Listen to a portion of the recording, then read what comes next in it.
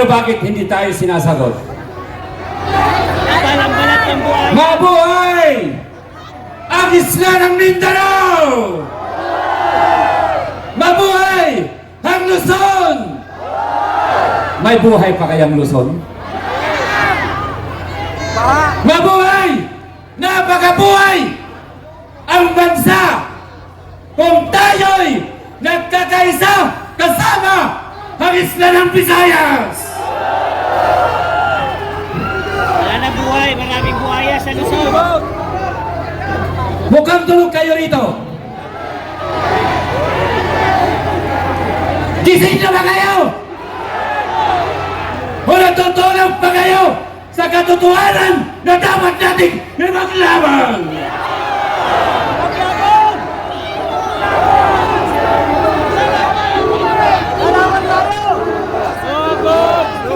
Inaamin ko, isa rin akong genuine na Ilocano. Inaamin ko na ako'y tubong lumalaban sa pagbabago ng sistema ng gobyerno. Pero mukhang hindi pa kayo handa, mga kapatid.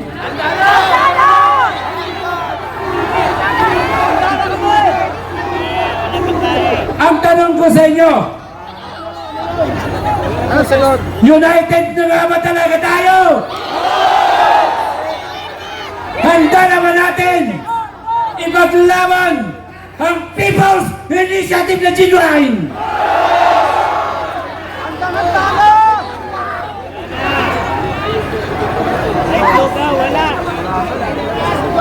Pag-usapan natin kung paano natin kibain ang mga tinago nilang maleta.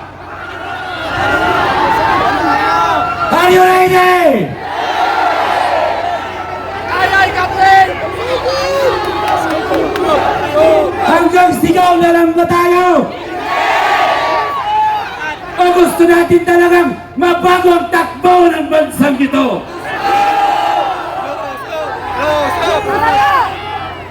Nag-aantay pa ba tayo ng ibang bayani ng bansa samantalang tayo ang mga bayani ng bansa ito?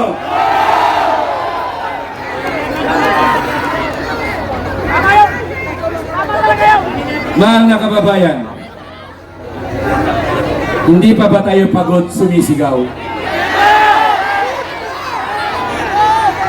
Ayaw ba natin tapusin ang paghihirap ng bawat Pilipino?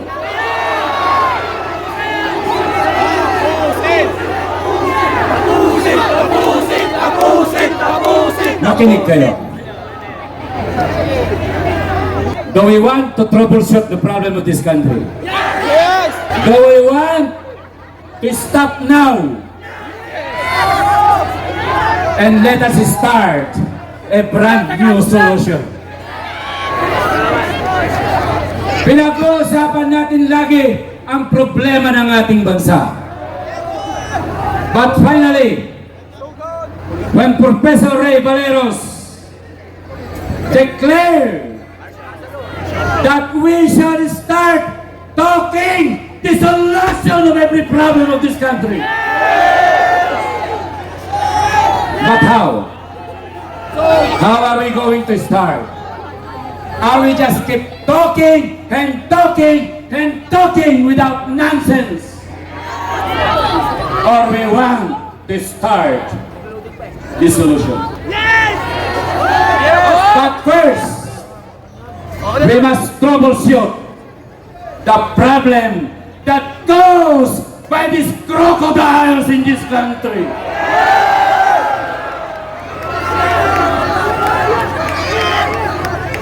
Nasaan ang mga nakamaletang perang ito?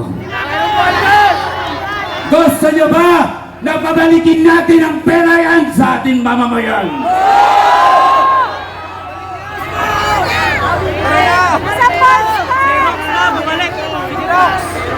Ngayon,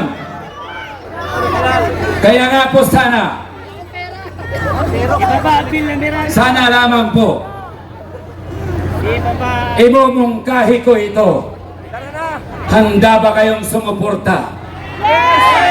Are you ready?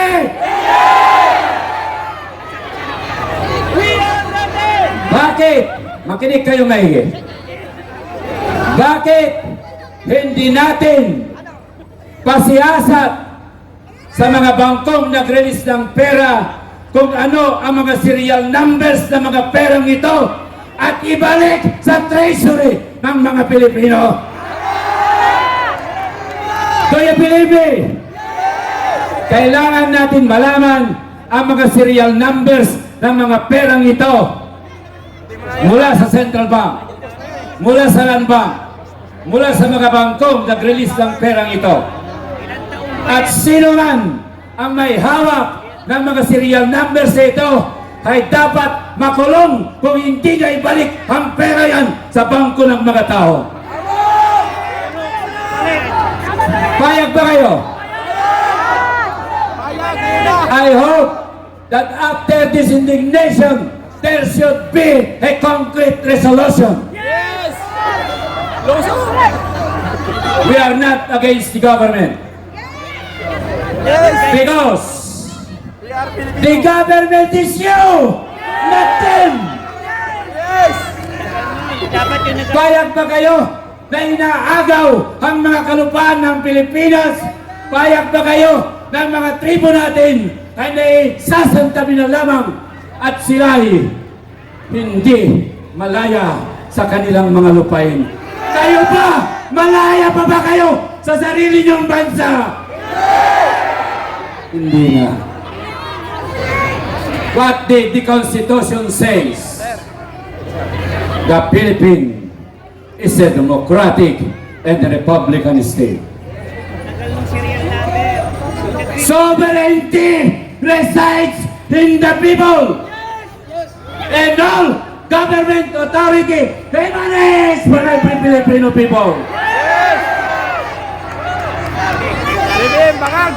Release na lang ng pera, yun na lang habulin. Ayaw mas madali. Civilian authority is the most powerful mandate of the Constitution, not the administration. Tara na! Yun na lang ng pera. Mga kapatid, ubusin ko man ang oras na ito, pagalitan naman ako ng aking boss, General Romeo, hindi si Browner ha. General Romeo Bokis, saludo ako sa inyo, sir. Navy Captain, Professor, Customary Lawyer, Professor Ray Valeros.